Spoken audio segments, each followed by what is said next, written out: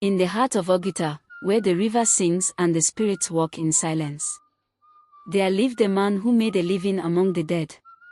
His name was Ikena. Ikena was a mortuary attendant. Tall, dark, quiet. The kind of man who could be in a room for hours, and you'd forget he was there. He worked in an old rusted white building with a leaking roof and a smell that clung to your bones. But Ikena had a secret. By night, he sold parts of the dead. Tongues, fingers, eyes, wombs. Sold to native doctors, cult leaders, fake prophets. He had one rule, taught to him long ago by his grandmother. Never take the tongue of a woman who dies smiling. Ikena obeyed that rule until Amarachi arrived. It was a rainy Tuesday. The generator was off. The town, dark.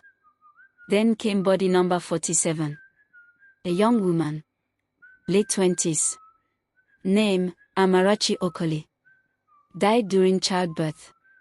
No family. No visitors. But she was beautiful even in death. And more than anything, she was smiling. Her file lay untouched. Her lips curved slightly upward. And her tongue, thick and pink, stared at Ikena. That night, under dim lantern light, with a surgical blade in hand, Ikena ignored the rule. He cut out her tongue, sealed it in black nylon, and stashed it in his cold room freezer. He even chuckled. "You no go need 'em again, madam. But the dead, they don't always stay dead." Sting. Thunderclap. The haunting begins. It began with whispers. Songs. An Igbo lullaby echoing from the cold room, though no one was there. He thought it was stress, until he dreamt of her. In the dream, Amarachi sat on the metal slab, blood dripping from her mouth, whispering, "Bring it back, or I will take yours." He woke up with blood on his pillow. Then the bodies started falling. Cold room doors flung open by themselves.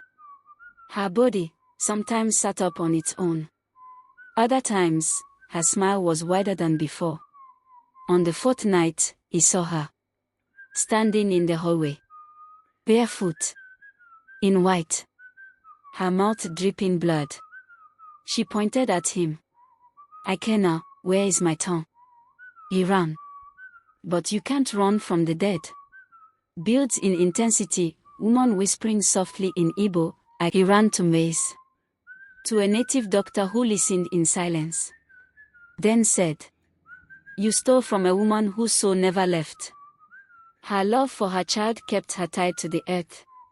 But you silenced her. Return her tongue, or lose your own." But it was too late. The buyer had used the tongue in a ritual for a pastor who wanted tongues of fire. In desperation, Ikena bought a cow's tongue, soaked it in goat blood, placed it before her corpse, and begged. "Amarachi, Baiko. Forgive me. Take this tongue in place of yours.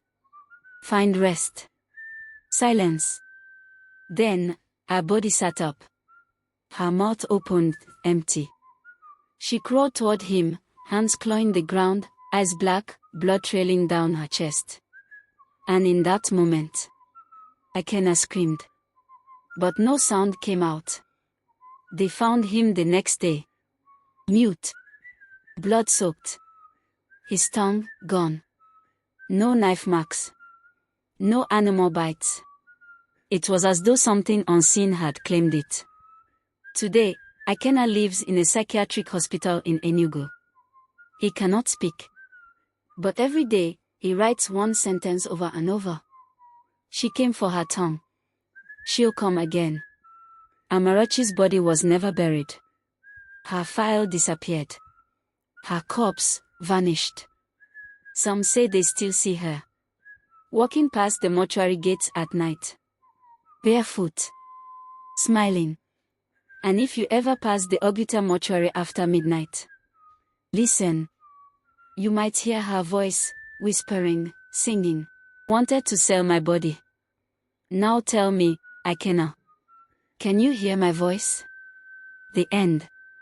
Please, as you are watching, do not forget to like, share and